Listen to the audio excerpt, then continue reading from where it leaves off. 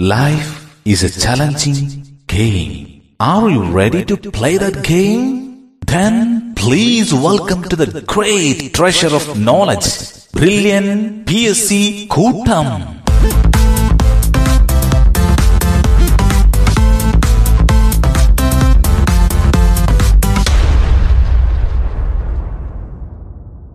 പ്രിയപ്പെട്ട മത്സരാർത്ഥികളെ, LDC പരീക്ഷയ്ക്ക് ശേഷം കേരളത്തിലെ മുഴുവൻ മത്സരാർത്ഥികളും ആകാംക്ഷയോടുകൂടി കാത്തിരുന്ന കമ്പനി, കോർപ്പറേഷൻ, ബോർഡ് വിഭാഗത്തിലേക്കുള്ള ലാസ്റ്റ് ഗ്രേഡ് പരീക്ഷയുടെ ഡേറ്റ് PSC ഡിക്ലെയർ ചെയ്തിട്ടുണ്ട്. ഒപ്പം അതിന്റെ സിലബസും കൃത്യമായി നമുക്ക് മനസ്സിലാക്കാം. വരുന്ന ഒക്ടോബർ മാസത്തിലാണ് പരീക്ഷാ തീയതി പ്രഖ്യാപിച്ചിട്ടുള്ളത്. ഒക്ടോബർ മാസത്തിൽ 2 ഘട്ടങ്ങളായിട്ടാണ് പരീക്ഷ നടത്തുന്നത്. ആദ്യഘട്ടം ഒക്ടോബർ 7-നാണ്. തിരുവനന്തപുരം, പത്തനംതിട്ട, കോട്ടയം, എറണാകുളം, പാലക്കാട്, കാലിക്കറ്റ് ഇത്രയും ജില്ലകളിലെ പരീക്ഷ ഒക്ടോബർ 7-നാണ്. കോട്ടയം, എറണാകുളം, പാലക്കാട്, കാലിക്കറ്റ്, തിരുവനന്തപുരം, പത്തനംതിട്ട.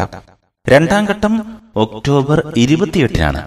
28-ാം തീയതി നടക്കുന്ന ജില്ലകൾ കൊല്ലം, ഇടുക്കി, ആലപ്പുഴ, തൃശൂർ, മലപ്പുറം, വയനാട്, കണ്ണൂർ, കാസർഗോഡ് ഇത്രയും ജില്ലകളിൽ ഒക്ടോബർ 28-ന്. ഒരിക്കൽ കൂടി പറയാം: കൊല്ലം, ആലപ്പുഴ, ഇടുക്കി, തൃശൂർ, മലപ്പുറം, വയനാട്, കണ്ണൂർ, കാസർഗോഡ് ഈ ജില്ലകളിലാണ് ഒക്ടോബർ 28-ന് എക്സാം നടക്കുന്നത്.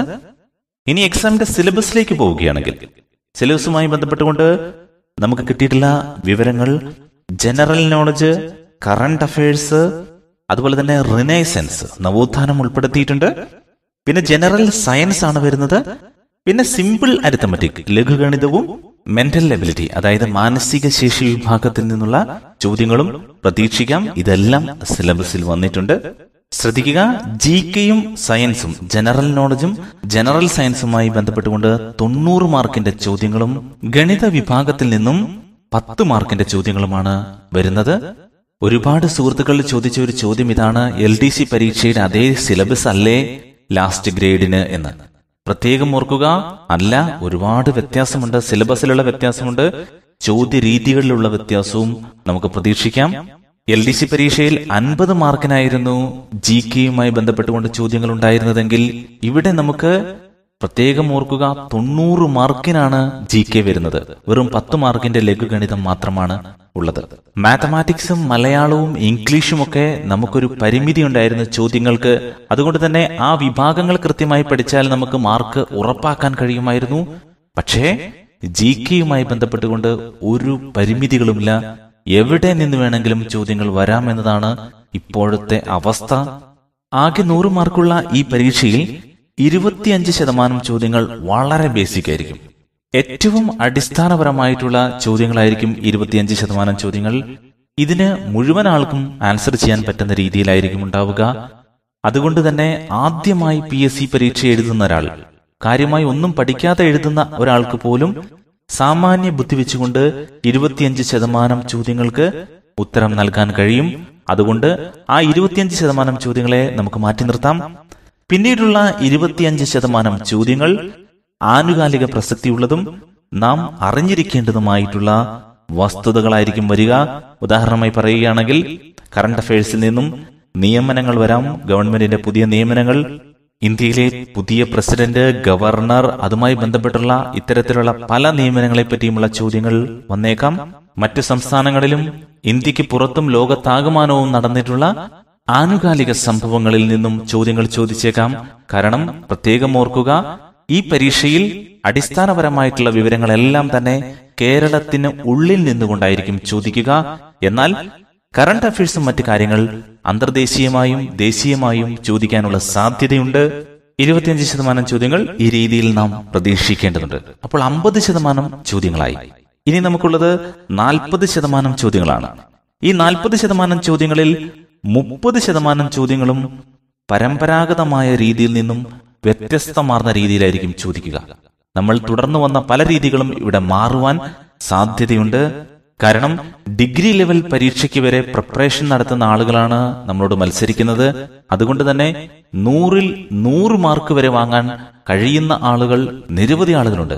മുൻകാലഘട്ടങ്ങളിൽ നടന്നിട്ടുള്ള ലാസ്റ്റ് ഗ്രേഡ് പരീക്ഷ പരിശോധിച്ചാൽ നമുക്കൊരു കാര്യം ബോധ്യമാകും. 95% മാർക്കിന് മുകളിൽ സ്കോർ ചെയ്ത വ്യക്തികൾ 10,000-കണക്കിന് ആളുകളാണ്. ഇവിടെയാണ് നാം ശ്രദ്ധിക്കേണ്ട ഒരു പ്രധാന കാര്യം. വളരെ പ്രസക്തവും ഒപ്പം സിലബസിൽ നിൽക്കുന്നതുമായ, എന്നാൽ നാം അധികം ശ്രദ്ധിക്കാതെ പോയ ഏരിയയിൽ നിന്നുമുള്ള ചോദ്യങ്ങൾ നാം പ്രതീക്ഷിക്കേണ്ടതുണ്ട്. കാരണം 15 ലക്ഷത്തിന് മുകളിൽ ആളുകൾ പരീക്ഷ എഴുതുന്ന ഈ പരീക്ഷയിൽ സ്വാഭാവികമായും PSC ചോദ്യങ്ങളുടെ നിലവാരം ഉയർത്തുവാനുള്ള സാധ്യത വളരെയധികമാണ്. ഒരു ഉദാഹരണത്തിലൂടെ ഞാനത് പറയാം.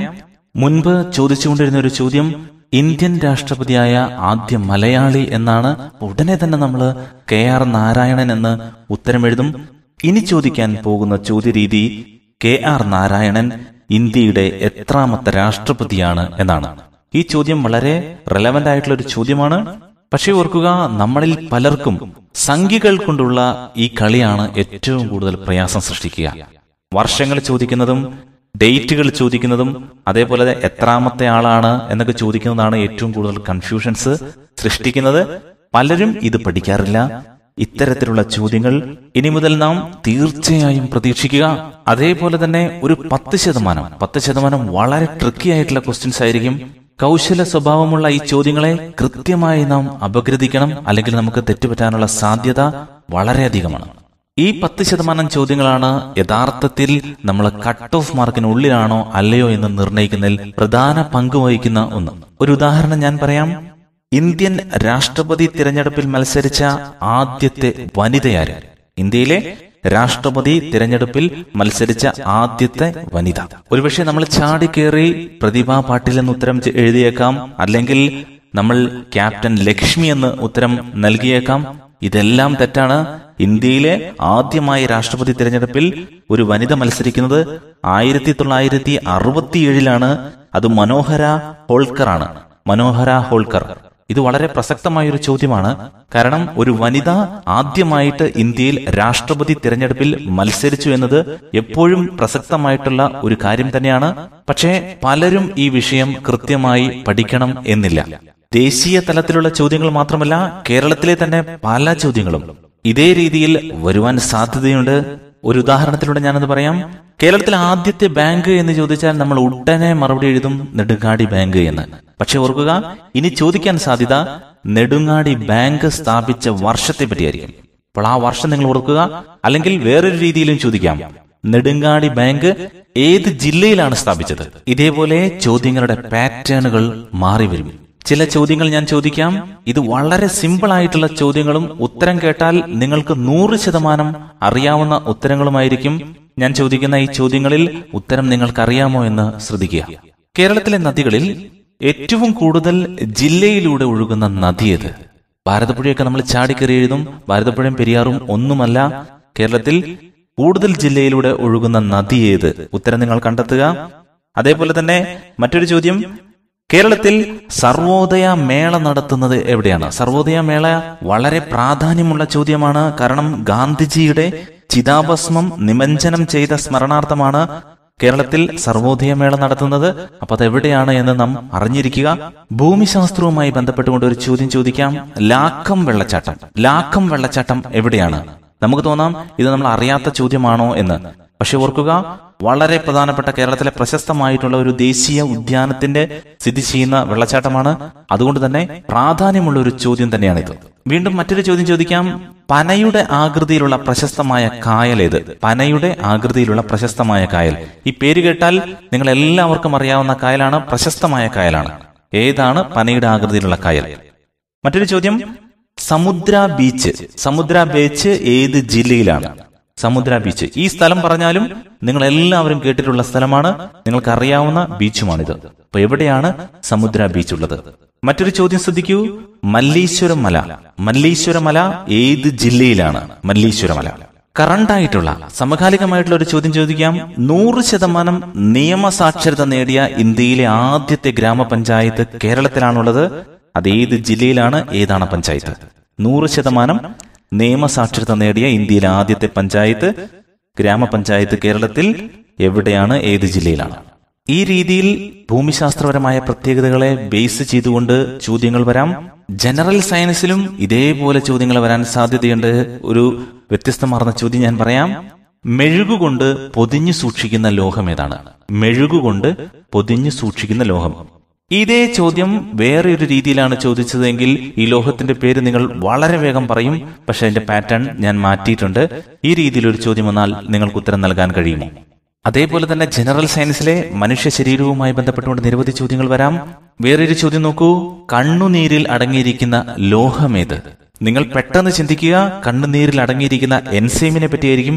ഇവിടെ ചോദ്യത്തിൽ ചെറിയ മാറ്റം വന്നിരിക്കുകയാണ്. കണ്ണുനീരിൽ അടങ്ങിയിരിക്കുന്ന ലോഹം, ഏത് ലോഹമാണ് കണ്ണുനീരിൽ അടങ്ങിയിരിക്കുന്നത്? കൃത്യമായി ഉത്തരം കണ്ടെത്തുക. അതുപോലെ GK-യിലെ 10% ചോദ്യങ്ങളിൽ വരാൻ സാധ്യതയുള്ള ഒരു ചോദ്യ രീതി ഞാൻ പറയാം. Operation all out. Operation all out എന്നാണ് നടന്നത്? അല്ലെങ്കിൽ ഓപ്പറേഷൻ ഓൾ ഔട്ട് എന്തുമായി ബന്ധപ്പെട്ടുകൊണ്ടാണ് ഓപ്പറേഷൻ ഓൾ ഔട്ട്? പ്രിയപ്പെട്ട സ്നേഹിതരെ, ഞങ്ങൾ ഈ ചോദ്യങ്ങൾ പറയുവാനുള്ള കാരണം ചോദ്യങ്ങളുടെ പാറ്റേൺ മനസ്സിലാക്കാൻ വേണ്ടിയാണ്. ഓരോ വിഭാഗത്തിൽ നിന്നും വരുന്ന ചോദ്യങ്ങളുടെ പാറ്റേണുകൾ മനസ്സിലാക്കാൻ വേണ്ടിയാണ്. LDC പരീക്ഷയിൽ ലിമിറ്റഡ് ആയിട്ടുള്ള GK നമുക്ക് പഠിച്ചാൽ മതിയായിരുന്നു. പക്ഷെ ലാസ്റ്റ് ഗ്രേഡിൽ നമ്മൾ ഒരിക്കലും പ്രതീക്ഷിക്കാത്ത രീതിയിൽ 90 മാർക്കിനുള്ള GKയും ജനറൽ സയൻസും വരികയാണ്. അപ്പോൾ നമ്മുടെ പഠനഭാരം യഥാർത്ഥത്തിൽ വർദ്ധിക്കുകയാണ് ചെയ്തിട്ടുള്ളത്. ഇത്തരത്തിലുള്ള ചോദ്യങ്ങളെ തരണം ചെയ്യാൻ 2 വഴികളാണ് നമ്മുടെ മുന്നിലുള്ളത്. ഒന്ന്, നമുക്ക് പരന്ന വായന. ഒരുപാട് വായനയുള്ള ആളുകൾക്ക്, ഒരുപാട് ബുക്കുകൾ റെഫർ ചെയ്യുന്ന ആളുകൾക്ക്, ഒബ്ജക്റ്റീവായിട്ടല്ലാതെ സബ്ജക്റ്റീവായിട്ടുള്ള വായനയുള്ള ആളുകൾക്ക് ഈ ചോദ്യങ്ങൾക്ക് ഉത്തരം നൽകാൻ കഴിയും. പക്ഷേ നമ്മളിൽ പല ആളുകളും സാധാരണ നമുക്ക് ലഭിക്കുന്ന ഗൈഡുകളെ ബേസ് ചെയ്തുകൊണ്ടാണ് പഠിക്കുന്നത്.